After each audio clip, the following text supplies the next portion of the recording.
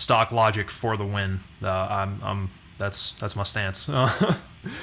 Hey, what's going on, everybody? I wanted to make a quick video today talking about how I made the guitar tones for the Instantiate EP, specifically looking at the song Manic. I've gotten a lot of questions on Instagram and Facebook about how I make my tones, what kind of gear I like to use, and what my setup is, so I just wanted to go through that today with everybody and check it all out. Let's take a look.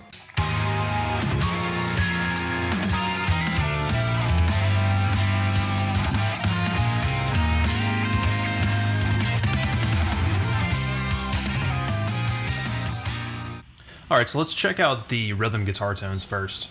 We'll start with the guitar on the left. For just about the whole EP, I have two rhythm guitars panned hard left and hard right. Both of them were tracked with this Ibanez RG7321. It's got a set of DiMarzio Blaze 7 pickups in it, and for the left guitar I'm using the bridge pickup in series just alone. The other guitar is the split coil one. So you'll see I've got two EQ plugins in the chain here. I'll go through the tone with those on so you can kind of hear the album tone. And then I'll show you the EQ moves I made so we can see those as well. For all of the guitars on this EP, I use the Fortin Nameless suite. Absolutely phenomenal plugin.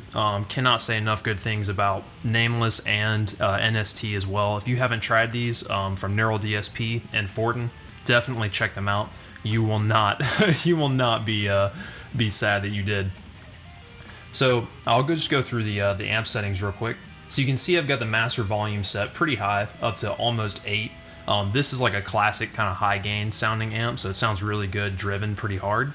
The presence I've got rolled back to about 4.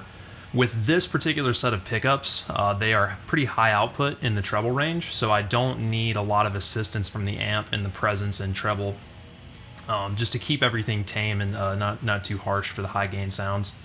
Bass I've got rolled back just a bit to 4.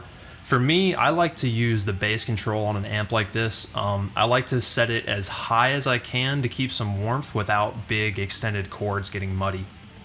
So for this pickup on the guitar, I found that this was a good spot to maintain some clarity for like extended chords and still give it some body for the pick attack.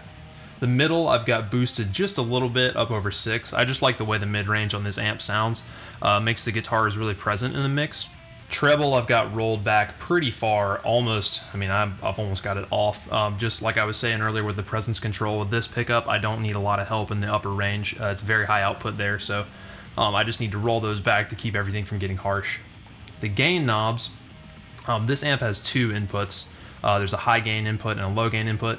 The high gain input lets you use both of these gains and blend them together as you see fit. The gain 2 here is kind of like, it has more of an emphasis on the low end, I would say. So that one I'm boosting a little bit to get some warmth in the tone, and the other one I'm not being pretty conservative with, rolled up to just about 4. So let's check at the cab sound too. So I'm using this Condenser 184 IR. This just came with the Nameless suite. There's 6 different mics you can choose from stock with the Nameless suite. All of them sound really cool. I tend to go with this Condenser 184 as just a starting point because I find it's a really, out of the 6 that are available, it's to me it sounds the most clear and just kind of like a baseline starting point. So usually what I'll do when I'm making a tone with the Nameless suite is just start with the 184, find a sound that I like, and then add a second mic in to color it. In this case, the second mic I'm using is this Dynamic 906. This one's almost on top of the speaker cone, or the speaker center, I'm sorry, to give it a little bit of grit and dirt. And the Condenser 184 I've got kind of out close to the edge for some warmth, and both of them are as close to the speaker as they can get, even though this is just an amp simulator. So let's play it a little bit and see what it sounds like.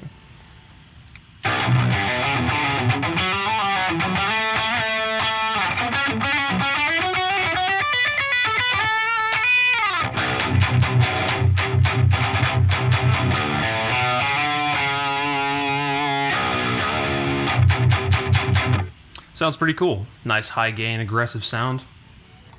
Alright, let's take a look at the other rhythm guitar now. This one's panned hard right throughout the whole mix, and it's using the split coil option with this that's got like the inner coil of this pickup and this pickup working together.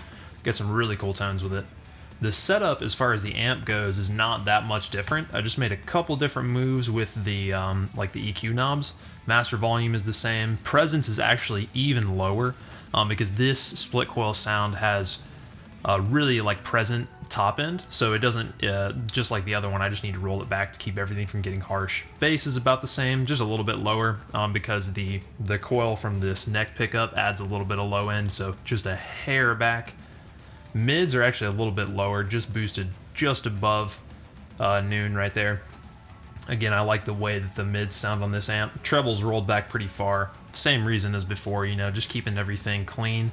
No need to get harsh in the upper end, especially with high gain like this. And the gain is, again, really conservative. I'm not really using a ton of distortion from the amp. I like to let my pick attack come through to give the distortion there. So let's take a look at the cab sims. I think I used the same two mics. Yeah, I did use the same two mics. So only difference here being the condenser is pushed just a little bit further to the edge for an even warmer emphasis. And I'm using the same dynamic mic over here, but a little bit further away from that speaker center to give it a little bit more warmth. So let's hear what it sounds like.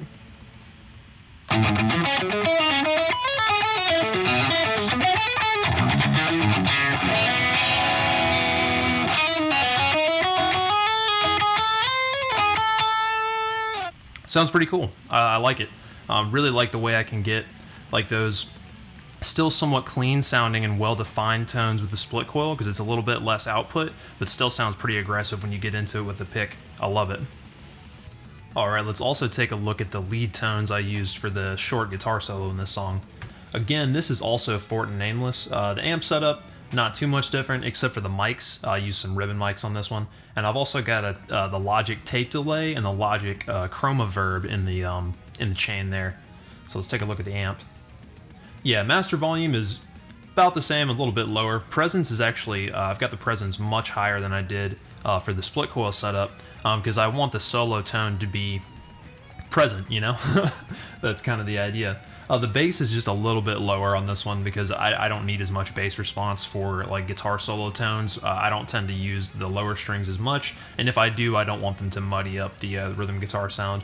Mids boosted just a little bit there, up just a little bit past 6. Like I said earlier, I like the way the mid-range of this amp sounds. Treble is still rolled back pretty far. The presence knob took care of the like extra air that I needed out of the lead tone, so I didn't find that I needed to do much with the treble knob here.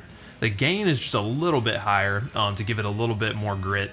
I just like the way that sounds for lead tones. And on the cab sims, I'm using 2 of the ribbon mics. I think these are both of the available ribbon mics I'm using here, close mic'd. This one I've got close to the center of the cone for the definition, and this other ribbon mic I've got kind of out close to the edge for some warmth into it, but not too much because I still want it to stand out. So let's hear what it sounds like.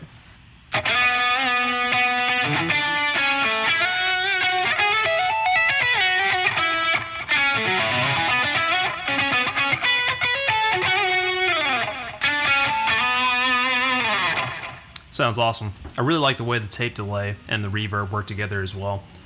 Alright, let's check out the EQs for the guitar on the right now. That's the split coil setup. Won't be much different. Just shifted a little bit in the spectrum to leave some room between the 2 guitars. So again, I'm cutting a good bit here on the low end, just a little bit higher up in the spectrum because of that the low end boost from the coil on the neck pickup that's added. Again, making that same cut around here to leave some room for the kick drum. Not as aggressive of a cut in the 200-500 range here. The mode with this pickup was a little bit different, so I just made that cut there. Again, I'm using that low shelf to knock off a couple dB of everything low to leave some room for the bass guitar. Another cut here around 2K to kind of give some separation between the 2 guitars, and again, I'm making that cut around 4K for that harshness that I just don't really care for in the resulting sound. A little bit wider on this one because I think the split coil setup just kind of emphasizes that a little bit more with the way the pickups play off of each other. And again, I'm using that the low pass here to cut off any fizz and harshness from the gain. Let's also check out the console EQ. I'm using the same sort of Neve style console strip here. This is actually just a stock Logic plugin. Stock Logic for the win. That's my stance. I'm using another low cut here around around 88 hertz to just reinforce, keep everything tamed from the first plugin. Again, another low shelf, knocking down the low stuff. This is that other mid cut I was talking about. I'm making the same cut of about 3 dB in the mid range on this guitar, but where it was at 1450 on the other one, it's at 1060 on this one, so that where this guitar is cut, the other guitar can shine through, and vice versa. Again, another high shelf here, knocking off about 3 dB to just keep everything tame. And I'm using this saturation. Well, it's called output or drive, but it sounds like a console saturation. Not quite as much, just a little bit less, but again, that just gives some warmth to it. And let's take a look at the plugins I've got on the lead tone. Starting with the tape delay. This is just a Logic stock tape delay. I think it sounds really good. It sounds pretty warm, and you can. It's actually got a custom EQ section here where you can just cut any frequencies you don't want to hear. I'm cutting everything below 51 to just cut out any weird sub stuff and keep some of the warmth from the tone, but the EQ for this channel actually cuts off a good bit of the low end, so no need to worry about too much there. Cutting off a good bit of the highs too, just to keep everything tame up there. I'm also not using much of the signal. I just really wanted it to kind of thicken up the sound a little bit, since I'm cutting out most of the bass to reinforce it and kind of really put it forward in the mix.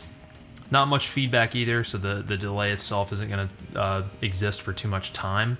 And I'm just using a basic 8th note. So on to the reverb. This is the, again, another Logic plugin, just Chroma Verb. This is the EQ section for it. Rolling off a good bit of the low end there to just tame everything, and rolling off a good bit of the mids. This plugin is really cool. All sorts of different kinds of reverbs you can get here. I chose the vocal hall one to give it kind of a vocal-like effect, you know, because it's a guitar solo. But all of these presets sound really cool, and you can then adjust the EQs from there. That's just the one I wanted to go with. I've got the decay time synced to the project tempo, kind of giving it a big size so that it has the impression of reverberating in a large room. This plugin is really cool though. If you use Logic, check it out. Hey, thank you for checking out the video. I had a lot of fun making it, and I really hope you enjoyed it. If you have any questions or ideas for future videos, just let me know in the comments. I'd really love to hear from you. And if you haven't checked out the EP yet, it's available everywhere, pretty much. Everywhere music lives on the internet nowadays. You can find the artist SAMADHIST, S-A-M-A-D-H-I-S-T. The EP is called Instantiate. I've also got links to various places where you can find it on my channel, so check it out. Peace.